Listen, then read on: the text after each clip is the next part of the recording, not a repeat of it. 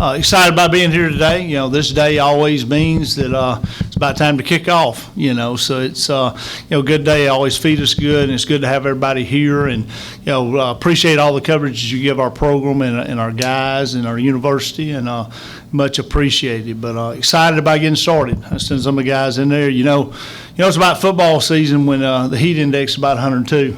So it's warmed up real nice for us for, fall camp, and got a lot of exciting things going, getting new turf on the field, and, just in anticipation of that, and our home schedule is really good. We've had a great off season. I'd say one of our better ones, if not our best off season. You play until the middle of January. You kind of worry about your off season. That was kind of a new territory for us. Being the first for us doing that. So it's a long time to play. It seems like we were just playing. So you worry about how that's going to affect your off season. But really, it didn't affect our off season. We gave our guys a couple weeks off. We got right back in the weight room, and our guys were hungry to get back in the weight room and get back going, preparing for this season. I was really pleasantly surprised with the hunger our guys had to get back in there with it, and had a great spring training.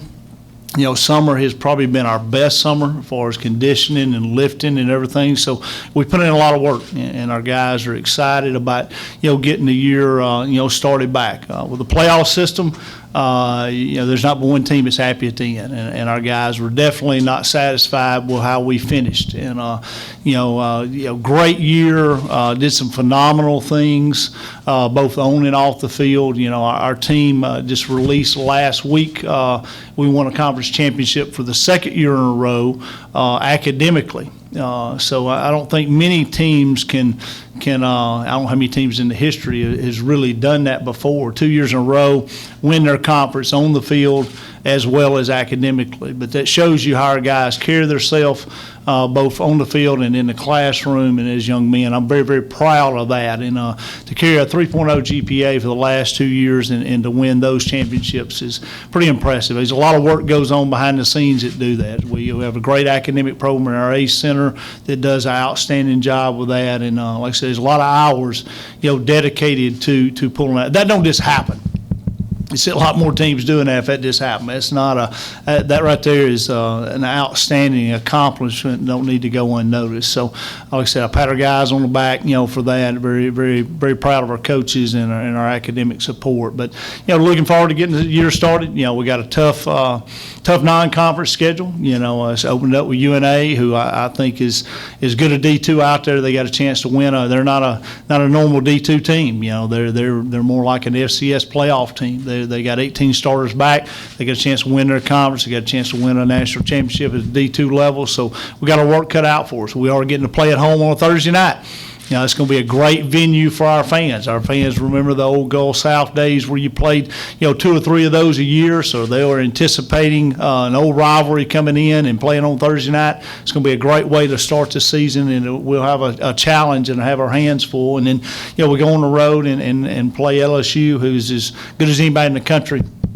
At any level. I'm not sure if they're not better up front than some NFL teams, O-line, D-line wise, and then come back home and play a very, very great program in Coastal Carolina. That's going to be they're moving up. They're in a transition year. They got about 12 more scholarships than what they normally have. They'll get to full 85 next year, and that'll be another tough home game. And then we got to go to Liberty, which will be a tough road game. Another great FCS program. And then our conference is, I think the parity in our conference, I say it every year, is going to be really, really good.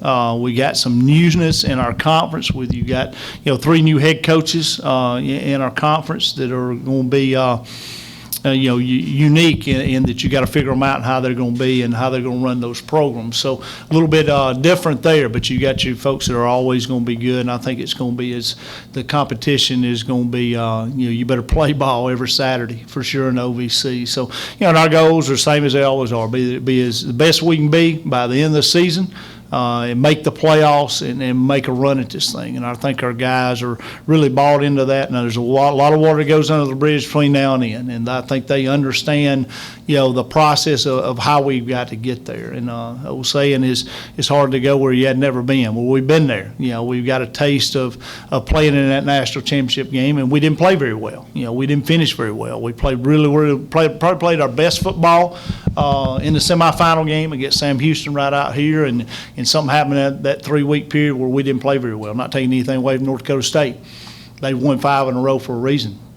They're a great program. They're well coached. They got good players. They're very intelligent how they play the game. I got a lot of respect for them, but we didn't give them our best shot that day. So we want to get back to that game and play well. You can live with it a little bit better if you played well and got beat. We didn't play well, and like I said, we got a hunger to get back to that, and that'll be the goal. And like I said, there's a lot of water that's got to, with that schedule we just talked about.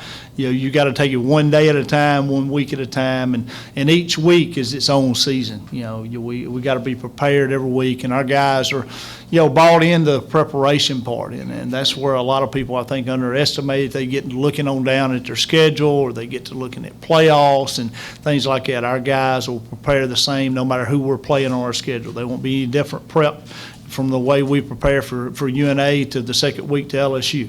We got equal respect for both of those opponents. And ultimately, our guys know this, and this is what they're bought in on. They're bought in on it's about us.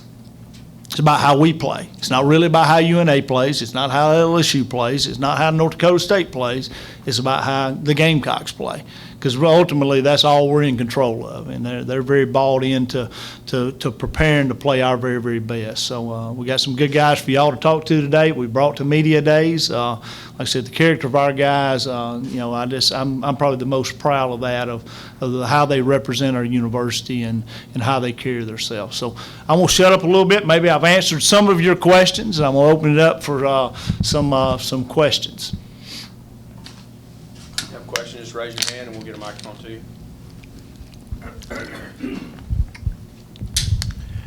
John, you mentioned it was a good off season. How much of that do you think is the fact that, like you mentioned, you got a taste of what it's like to get to the national championship game? Well, I think it's big. I think it kind of rebooted us. I think it would have been harder, winning the national championship. You always worry about sustaining and being able to duplicate what you had done the year before when you have that type of success. So there's a certain way that you got to prepare to be able to do that, and complacency is a killer. I was just talking to somebody in the hallway just about teams and organizations that are always really good. You look at the Spurs, you look at the Patriots, you look at people like that know the process of how you sustain excellence, and it's a hard thing to do because there's a lot of work and a lot of intensity that goes into being able to do that. But I do think playing a national championship game and not playing well really rebooted us really quickly. I don't know that our guys really wanted to take off 2 weeks. They were ready to play again. They wanted to redeem themselves, and I think that kind of helped us the year before because we got beat by Sam Houston out here in a second round game, and we didn't play our best. We didn't play terrible. We didn't play our best, and we got beat. We had hopes of making a national championship game, that year, and we got it taken away from us. So we had a drive, we had a hunger, all year long in that all season to get back to that point, and we played well at home during the playoffs. We played really well. So we do feel like we got some unfinished business. I do think that made the all season, easier playing in that game and not playing well for sure. So hopefully we'll be able to do that.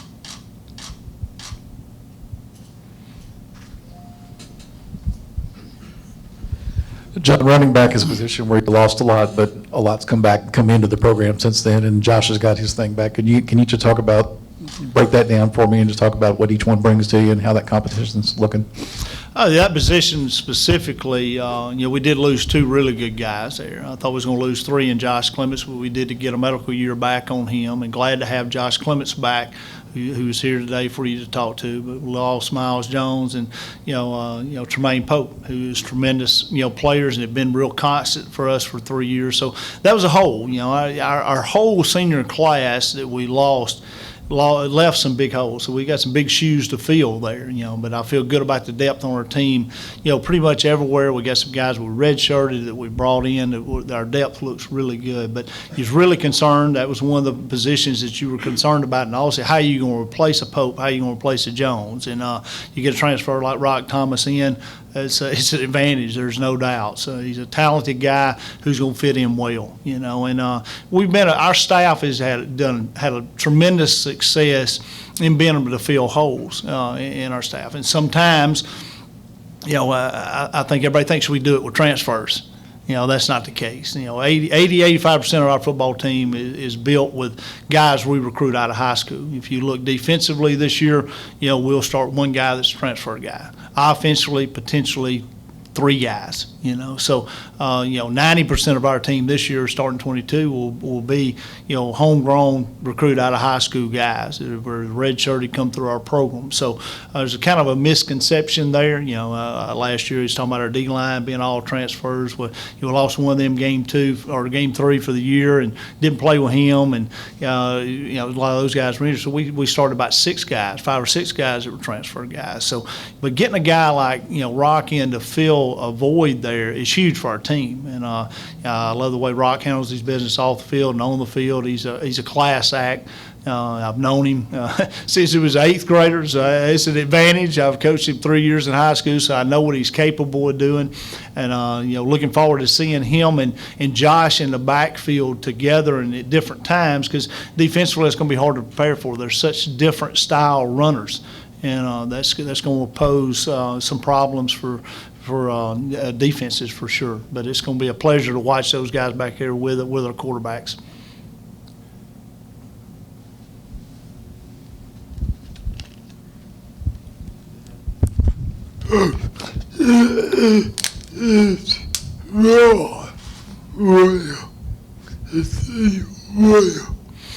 He is well. And Mike, that's a good question. I mean, I think he's a little injury prone at Auburn. He had some foot problems and ankle problems and things like that. But all you can do right now is hope that everybody on our team stays healthy. As I talked about depth a while ago, that's an issue. You talk to any coach across the country that coaches this game, you feel good about your depth right now. You may have some question marks going into fall camp, but the injury situation is a big deal, And I say this: any great year, you can look back on it and whatever sport you're playing, your team pretty much stayed healthy. And you look at people that win championships, your team stays healthy. Very few times do you lose a lot of guys and able to win a championship. So that will be a key for us. It will be a key for Rock, of keeping him healthy. Right now, he's 100%. He is healthy. So all we can do is hope and pray that he stays that way during the year. And you want to see him be able to play healthy through the year. I don't think people have seen him at his best because he has been hampered, there, with some injuries. So hopefully he'll be able to stay well.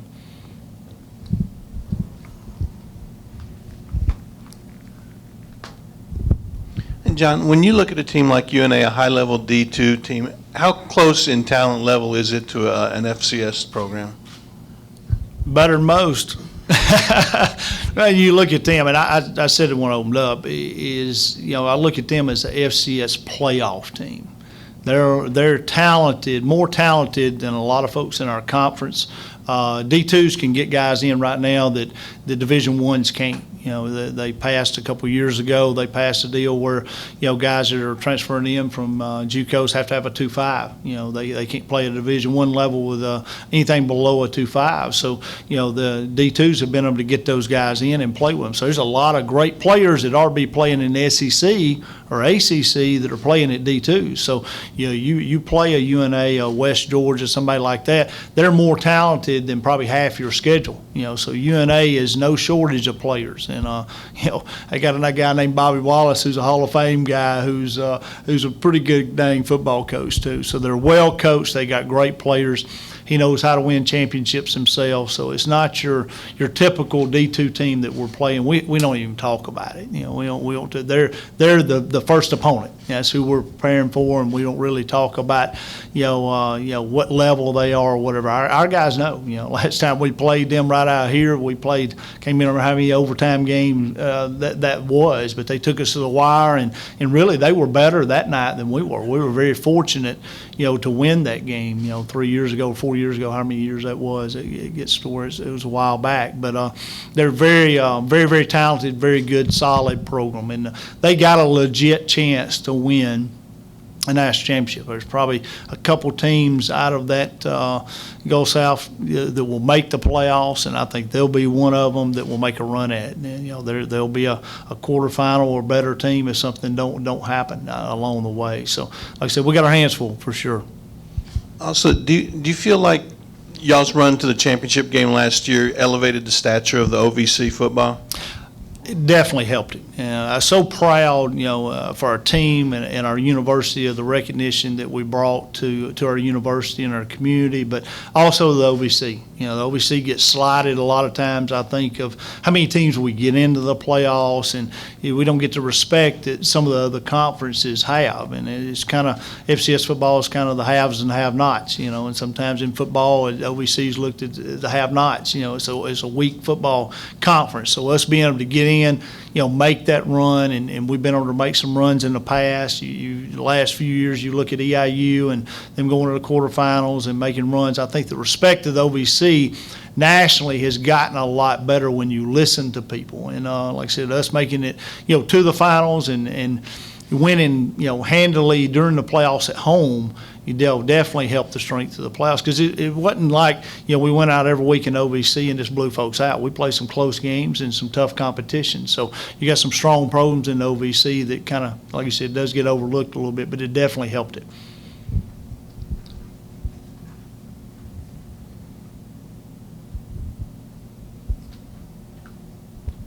John, Kevin Taylor with the Gadsden Times. You mentioned earlier about a misconception in regards to transfers coming in.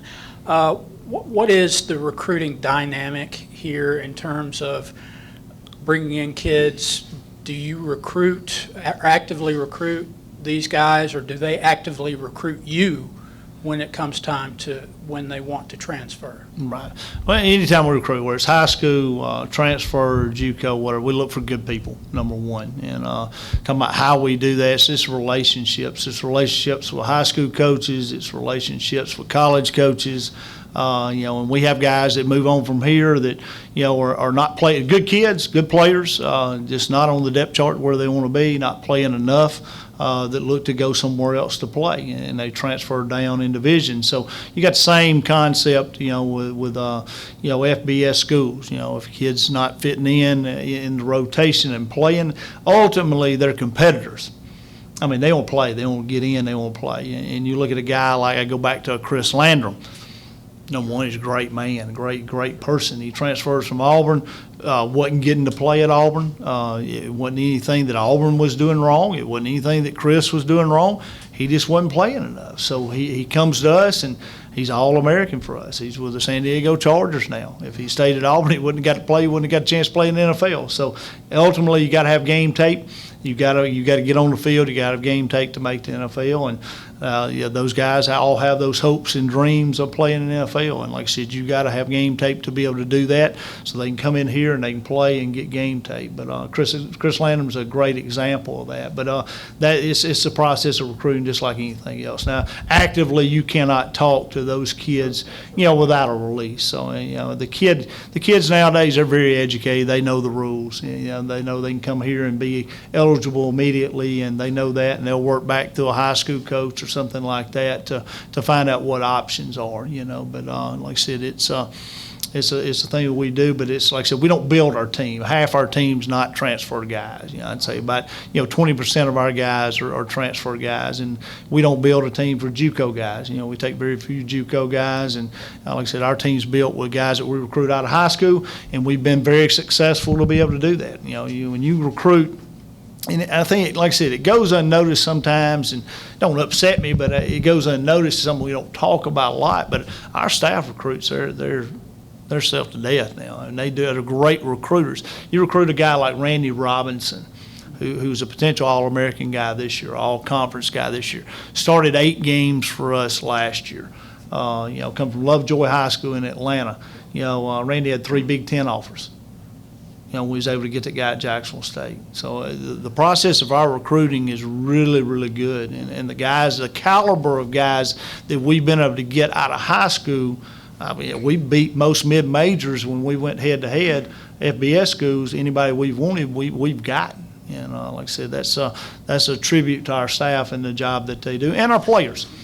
We get a guy on a visit, they're sold. Because our guys know how we do it and how they're treated, and they know it's a first class deal and how they're treated. And once you get a guy in and they tell the recruit that, pretty much we got them. So it's a good deal. Did you tend to see a higher number of guys, potential transfers, contact you guys or want to be contacted after having played in a national championship game, and with the fact of what you've got coming back? I think with the solid foundation we've been able to lay over the last 3 years, the program kind of speaks for itself. And playing on national television, 5 times last year, really helped that. So the awareness is really there. So you do get contacted a lot more about potential guys, and like I said, it's not hard to get those guys. It's like, sales of anything. You got a lot of guys that you pass on. You got a lot of guys that it just don't work out for whatever reason. And everybody's not the right fit. We have to have the right person that comes along. One, we want you to be a good person first and a good player second. So those two go hand in hand. We're not going to take you if you're not a good person in our program. So, but the tension, I think that the playoff run last year and at national exposure, and I think people underestimate it sometimes. It's done a lot for our university. We had a kid this year that showed up to camp. He's a freshman. He's from Texas. He watched us play Auburn on TV and fell in love with Jacksonville State. Didn't even know where Jacksonville State was. He gets his grandparents to bring him to camp. He just shows up. As a matter of fact, it's a team camp. He shows up as an individual. We threw him on another team, let him go through camp and everything. But it was a unique story. He just rode, 15 hours to come to Jacksonville State, to a camp, and like I said, just looked at our university online and just, watched our games, 2 or 3 times, online before he came. So he's a Gamecock through and through. So we made a lot of fans, I think, from that exposure that we had last year, which was a great thing.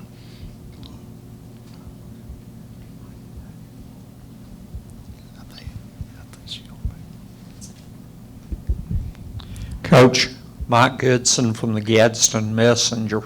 You mentioned Rock Thomas a few minutes ago, a solid Division I transfer.